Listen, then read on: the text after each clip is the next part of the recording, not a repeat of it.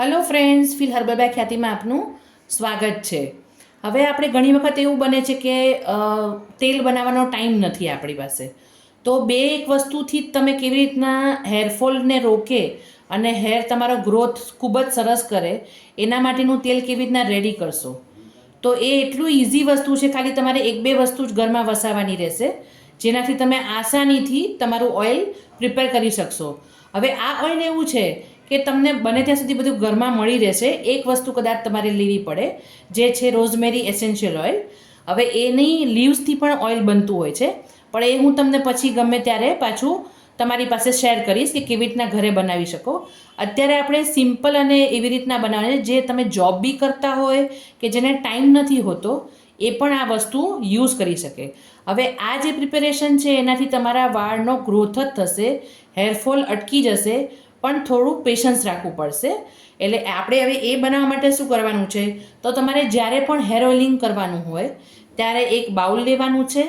એની અંદર તમારે આ તલનું તેલ છે, તમે જે પણ બ્રાન્ડ વાપરતા હોય, તલ હોય કે કોકોનટ ઓઇલ હોય, તમને જે ફાવે એ તમે યુઝ કરી શકો છો. અત્યારે વિન્ટરમાં કોકોનટ જામી જતું હોય એટલે હું તલનું તેલ લઉં છું. એ આપણે 2 ચમચી જેવું લઈએ છીએ, 2 થી 3 ચમચી. તમારા વાળની લેન્થ જેટલી હોય એટલું તમે લેજો. એ જ પ્રમાણે આપણે એની અંદર એરંડિયું નાખવાના છીએ. એટલે આ 2 થી 3 ચમચી મેં તલનું તેલ લઈ લીધું છે, બરાબર છે. હવે મારી પાસે આ બ્લેક જમાઇકન કેસ્ટર ઓઇલ છે. તમારી પાસે જે પણ એરંડિયું વાપરતા હો એ હોય એ તમારે લેવાનું છે.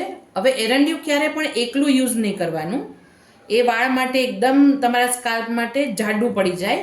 એને કોઈ પણ ઓઇલ સાથે મિક્સ કરીને જ યુઝ કરવાનું છે. એટલે 1 ચમચી મેં એ લઈ લીધું છે. હવે એની અંદર હું કોઈ પણ બ્રાન્ડનું ખાદી છે કે સોલફ્લાવર છે, તમારી આસપાસ કોઈ ઓનલાઈન હું તમને લિંક મોકલી દઈશ, કોઈ પણ બ્રાન્ડનું તમે રોઝમેરી ઓઇલ આવે છે એ તમે લઈ લેજો. અને એના લગભગ આ 2 થી 3 ચમચી આપણે લીધી છે જે ઓઇલ, અને પછી કેસ્ટર ઓઇલ, એમાં 8 થી 10 ટીપા તમારે આ રોઝમેરી ઓઇલના નાખવાના છે. હવે આ ઓઇલ એવું તમે જ્યારે નાખો ને ત્યારે એને થોડું ગરમ કરીને હુંફાળું કરીને નાખજો, જેનાથી એ થોડું ડાયલ્યુટ થઈને પતલું થઈ જાય.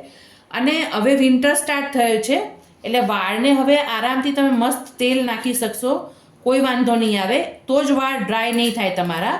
હવે આ વસ્તુ એવી છે કે ગ્રોથ પણ તમારો સરસ થશે અને હેરફોલ ધીમે ધીમે ઓછો થઈ જશે.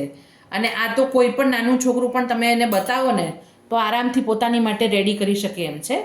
તો આ એકદમ ઇઝી વે છે.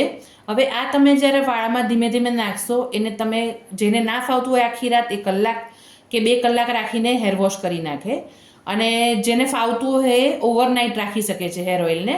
એવી રીતના તમારે કરવાનું છે. તો આપણે આ રીતના બધું સેટઅપ કરીને પણ વાળને ગ્રોથ કરાવી શકીએ છીએ આરામથી, કોઈ પ્રોબ્લેમ નથી. તો ફ્રેન્ડ્સ, આવી જ નવી નવી રેમેડી અને રેસિપીઝ જોવા માટે મારી ચેનલને લાઇક કરો, શેર કરો અને સબસ્ક્રાઈબ કરો. Thanks for watching.